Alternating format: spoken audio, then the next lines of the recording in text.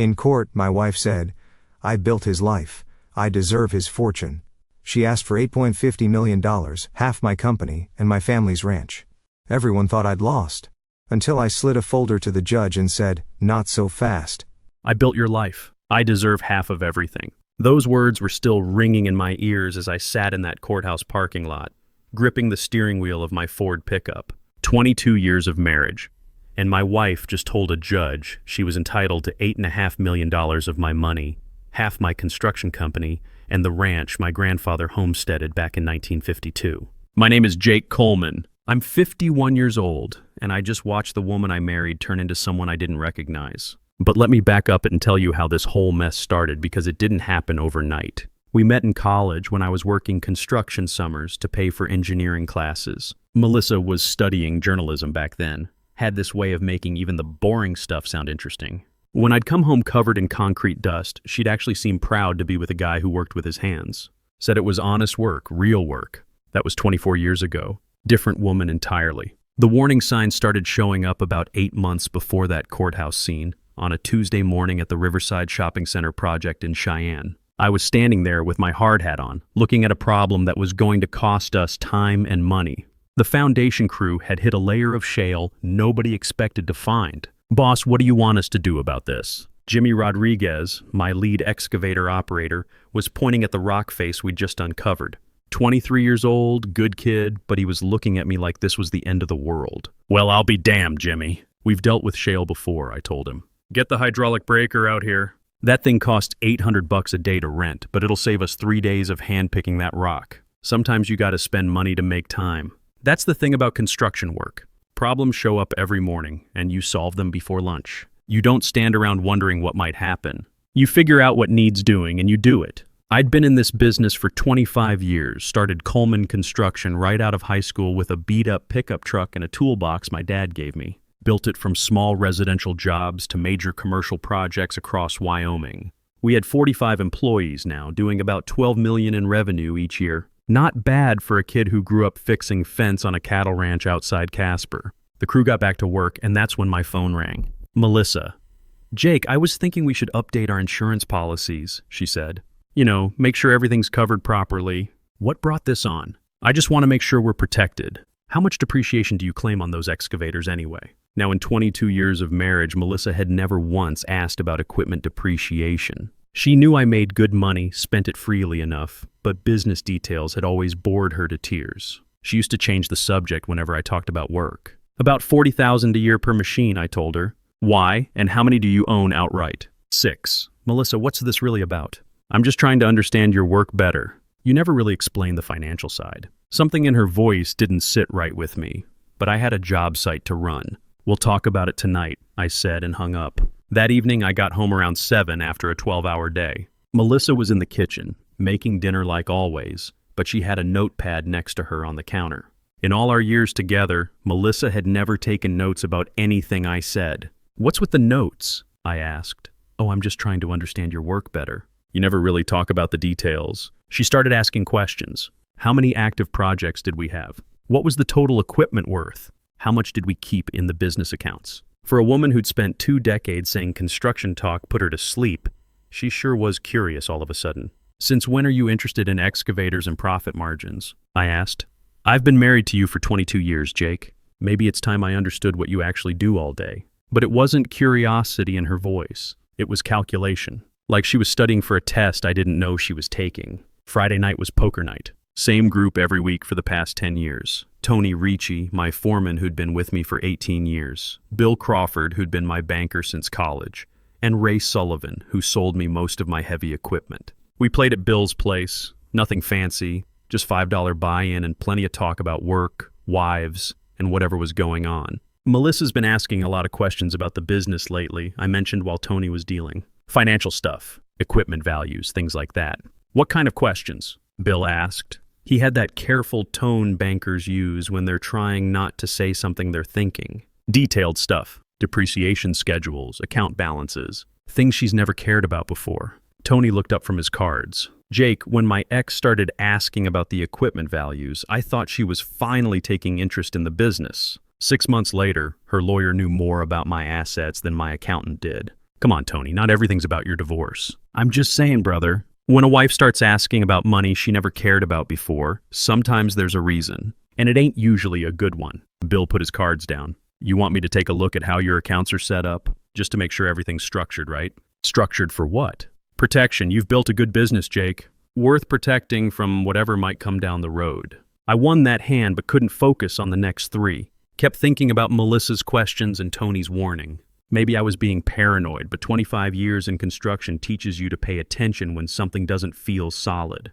The following week, I came home early from the job site. I'd forgotten some blueprints I needed for a morning meeting. I walked into my home office and found Melissa going through my filing cabinet. She had her phone out taking pictures of contracts. "What are you doing?" I asked. She jumped like I'd caught her stealing. "I was looking for our tax documents. I thought I'd organize them better." "Tax documents are in the safe, Melissa. They always have been." "I know, I just thought maybe there were copies here." "Copies of what, exactly?" She got that look on her face, the one that meant I was being unreasonable. "Don't be so paranoid, Jake. I'm trying to help." But she wasn't trying to help. She was photographing my business contracts with her phone, standing there in my own office lying to my face about it. That night, lying in bed next to a woman I'd been married to for 22 years, I realized something had changed between us. Something fundamental. The woman who used to be proud of my concrete-stained hands was now secretly documenting every dollar I made with them. I started paying closer attention after that,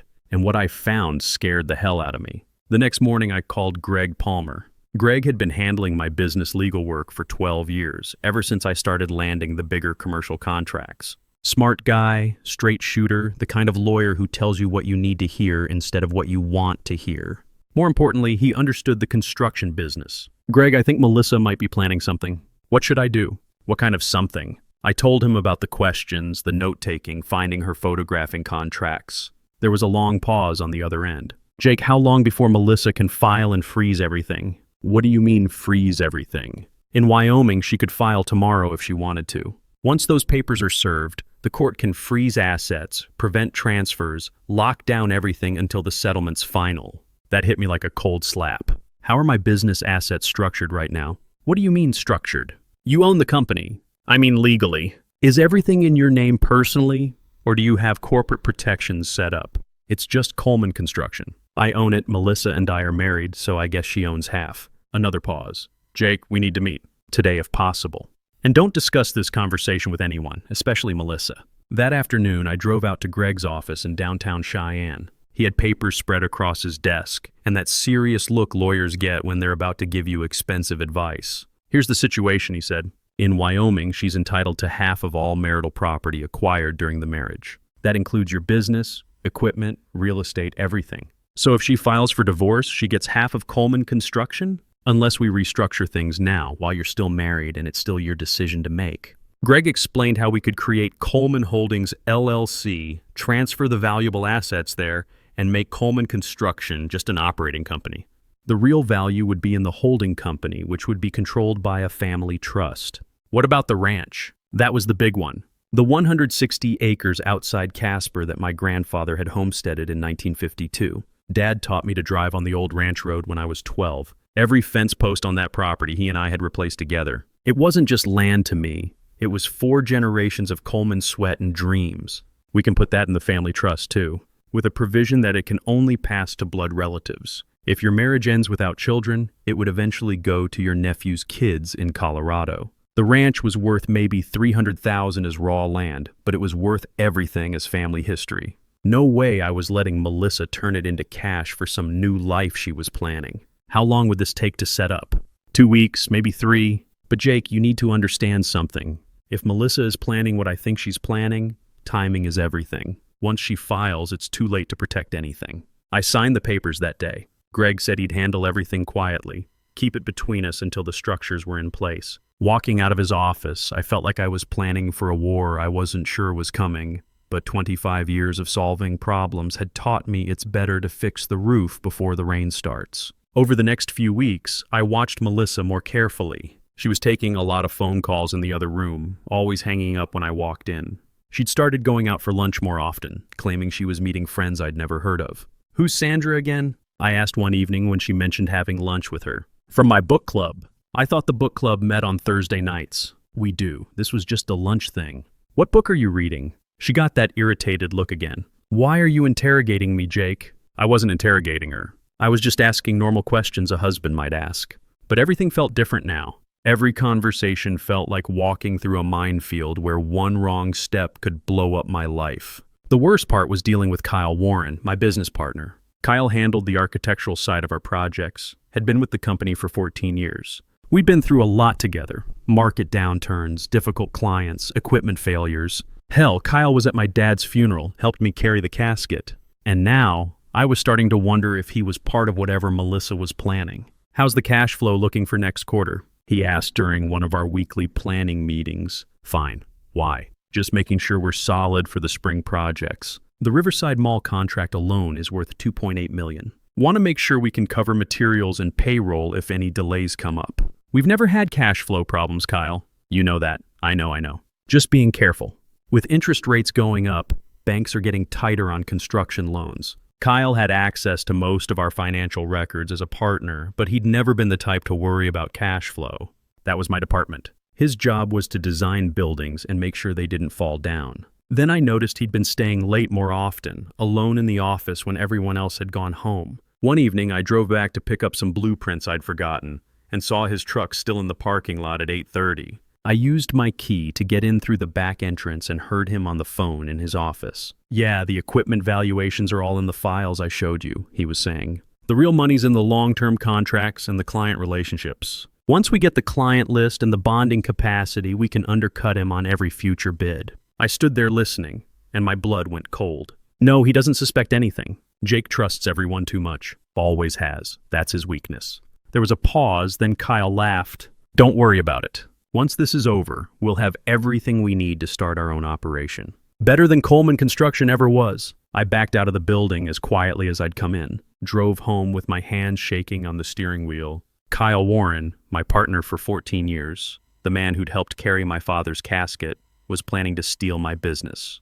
And from the sound of it, he wasn't working alone. When I got home, Melissa was in the living room watching television. Normal as could be. She asked how my day went, if I wanted some dinner, all the usual things. But now I was looking at her differently. Now I was wondering if Kyle had been talking to her. Now I understood why she'd been asking about client contracts and equipment values. That night, lying in bed next to a woman I'd been married to for 22 years, I realized I didn't know her at all anymore. I didn't know what she was planning or who she was planning it with. But I knew one thing for certain. Whatever was coming, I was going to be ready for it. The next morning, I called Greg Palmer again. Those legal structures we discussed, I said. How fast can you make them happen? I can have everything filed by Friday. Why? Because I think we're running out of time. I needed to know exactly what I was dealing with, so I called Patricia Russo. Greg had recommended her, former police detective who'd gone private, specialized in financial fraud cases, the kind of person who could find out things you didn't want found.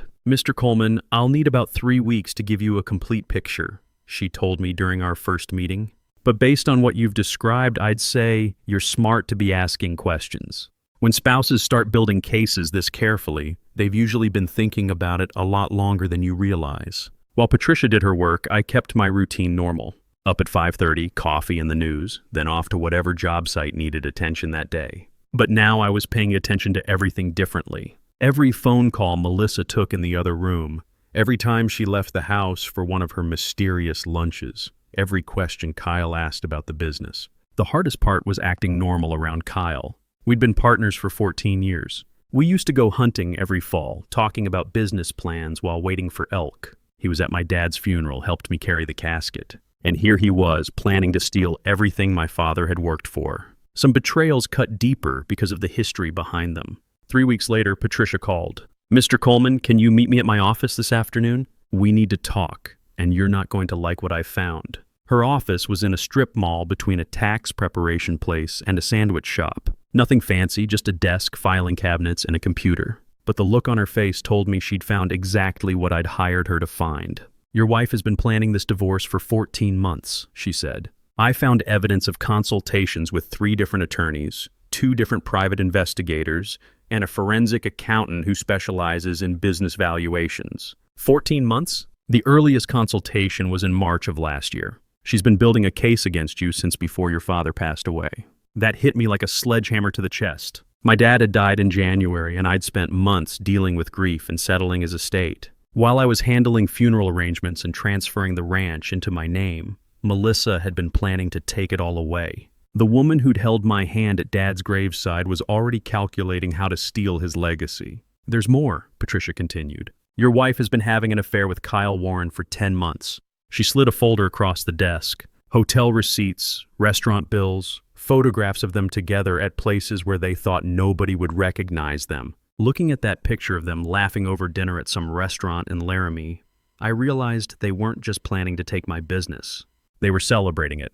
Kyle's been providing her with confidential business information. Financial statements, client contracts, equipment valuations, future project projections, everything she'd need to build a divorce case. Your wife photographed your business insurance policies. She knows exactly what equipment can be liquidated and what it's worth." I sat there staring at the photographs, my hand shaking so hard I couldn't hold the coffee cup steady. My wife and my business partner, planning my destruction while I was home thinking we were working through normal marriage problems. "I followed them to 3 different hotels over 2 months, Patricia said. Kyle always paid cash, but he used his credit card for the restaurants afterward. Sloppy. They're planning to start a competing business after the divorce is finalized. Your wife gets the money from the settlement. Kyle provides the architectural services and client relationships he's developed while working for you.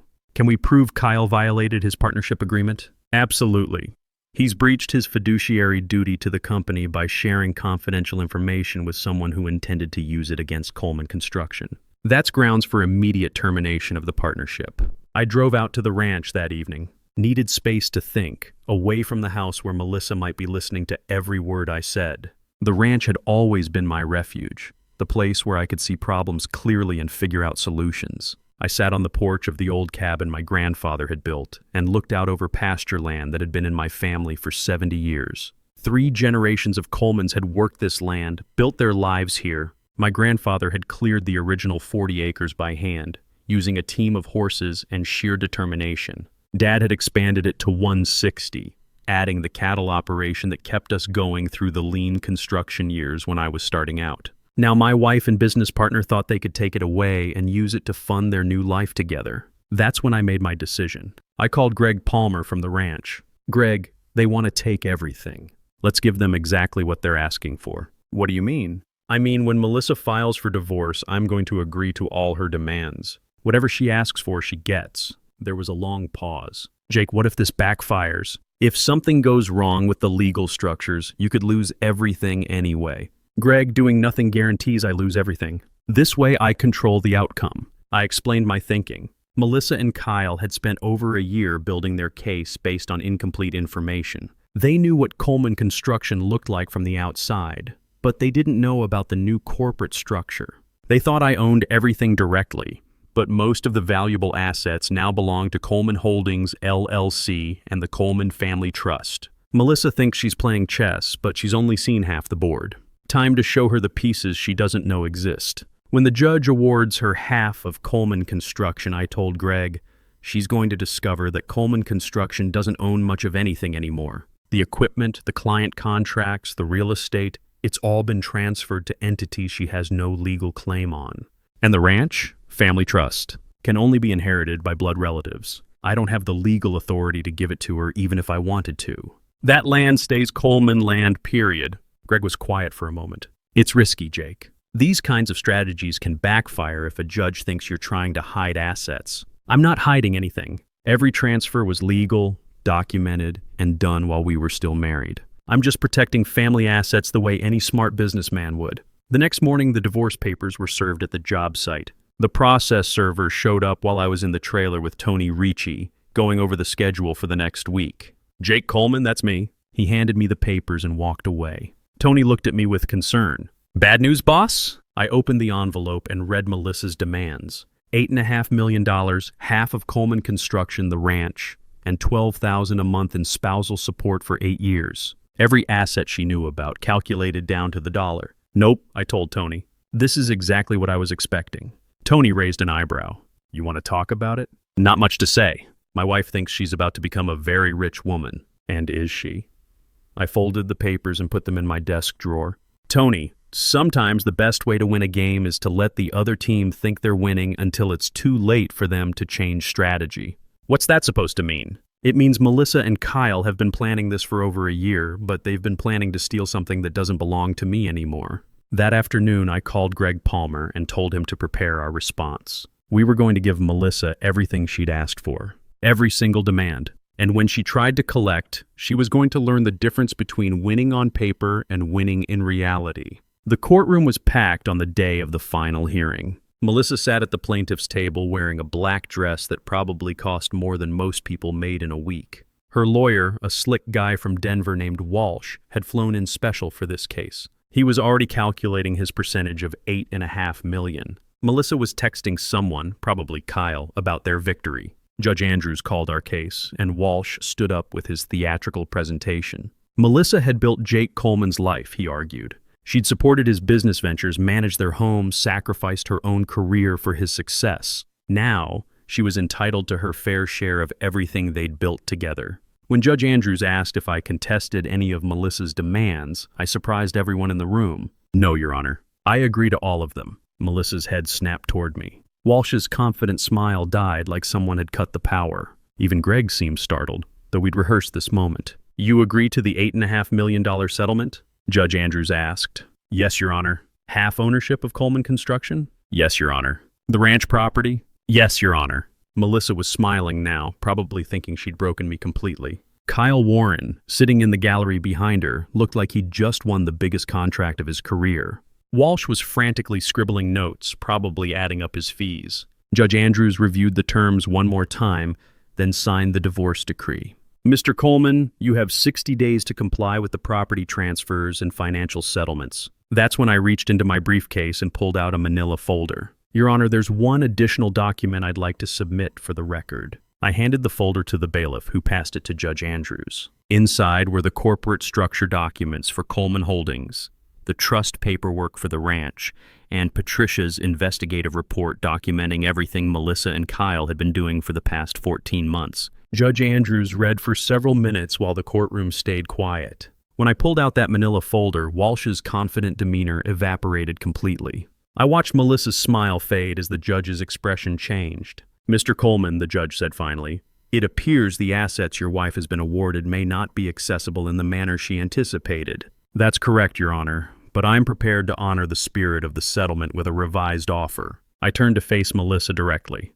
$800,000 cash and you walk away from everything else. Take it or spend the next 5 years in court trying to break legal structures that can't be broken. Her face went white. Walsh requested an immediate recess to review the documents I'd submitted. When they came back 30 minutes later, Melissa looked like she'd aged 10 years. Your Honor, Walsh said, his voice barely steady, my client would like to accept Mr. Coleman's revised settlement offer. Judge Andrews looked at Melissa. Mrs. Coleman, do you understand you're accepting $800,000 instead of the $8.5 million previously awarded? Melissa's voice was barely a whisper. Yes, Your Honor. The papers were signed that afternoon.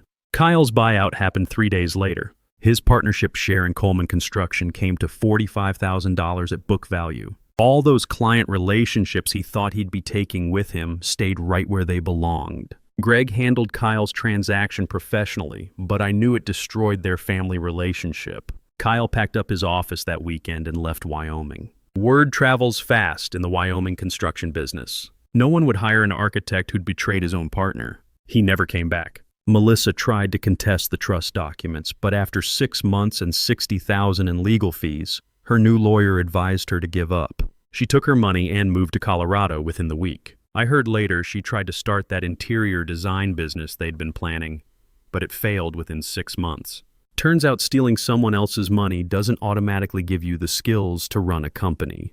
The negative publicity from the restraining order and divorce proceedings faded pretty quickly once people understood what had really happened. Clients came back, employees relaxed, and we landed the biggest contract in company history that fall, a new hospital complex in Casper. These days I spend more time at the ranch. Fixed up the old cabin my grandfather built, put in a new roof and updated the plumbing while keeping the original logs and stone foundation. Friday evenings, I drive out there and sit on the porch, looking out over land that's been in my family for 70 years. Tony Ricci is running more of the day-to-day operations now. Good man, understands the business, earned the promotion. He's got the same work ethic I had at his age, the same respect from the crews. Bill Crawford helped me restructure the company finances so we're stronger than ever. Ray Sullivan still sells me equipment and beats me at poker most Friday nights, though he jokes that he's nervous about what other legal tricks I might have up my sleeve. I never remarried. Some betrayals teach you things about trust that change how you see relationships, but I built a good life anyway. The business is thriving, the ranch is exactly where it should be, and I learned something important about protecting what matters. Last month, my nephew brought his kids out to the ranch for a weekend. 8 and 10 years old, first time they'd been on a horse, first time they'd caught a trout in the creek that runs through the back 40. The 10-year-old asked me how long our family had owned the land. 70 years, I told him. Your great-great-grandfather homesteaded this place in 1952. Will it always be ours? As long as there are Colemans who want it, son. That's what family land means. Tony's oldest boy just graduated engineering school. Kid's got good instincts and a solid work ethic. He's been working summers with us since he was 16, knows the business from the ground up. Maybe Coleman Construction will skip a generation, but it won't skip the values. Looking back on everything that happened, I realize Melissa and Kyle made one crucial mistake. They thought success was something you could steal from someone else, that 25 years of hard work was just luck they deserved a piece of. They never understood that building something real takes more than wanting what someone else has. It takes getting up every morning and doing the work, solving the problems, earning the respect of people who matter. I learned the difference between being trusting and being foolish. Trust people, but verify their actions. And always protect what you can't afford to lose. If you're a man who's built something worth having, there's always someone figuring out how to take it. Your job is to be smarter than they are. Some people think the best revenge is getting even with folks who try to destroy you. I learned something different. The best revenge is simply refusing to be destroyed. When someone tries to take everything you've built and you're still standing when the dust settles, that's not just winning. That's proving something about who you are and what you're made of. That's worth more than all the money they tried to steal. After listening to today's story, perhaps it has raised some new questions in your mind, or maybe it has brought back some old memories. Every day on Reddit, new experiences and moments create fresh stories, and they connect all of us. Everyone has their own unique journey in life, and we all try to understand the world in our own way. These kinds of moments remind us that we are all human, sometimes happy, sometimes sad, and always learning something new. If you enjoyed this story, feel free to share it with your friends. Your thoughts and feedback are always valuable to us, as they motivate us to create even better content. Every story has its own unique angle, and our goal is to understand everyone's perspective and make our content diverse and relatable. Stories like these help us realize that life's journey is different for everyone, and by hearing other stories, we learn something new. You can also share your own stories with us. Your experiences are valuable to us as well, and if you enjoyed this video, please leave your feedback. We aim to create content that brightens your mind and gives you new ideas every time. If you've already seen this video before, your feedback is still important. With every piece of feedback, we can improve our content and bring a new perspective to our viewers. Today, what we saw was just a small part of the many stories shared on Reddit and across the world. It's a reminder of how we all try to understand life by sharing our experiences with each other. This video was only an example of how we try to connect with others through storytelling, learning about different sides of life. We hope to continue sharing such stories that help us all learn and grow together. Thank you for your time, and don't forget to keep an eye out for more stories coming soon. If you haven't already, please like and follow for more amazing content. Your support keeps us going, and we will strive to bring you more thought-provoking and heartwarming stories. Until next time, take care and stay curious. **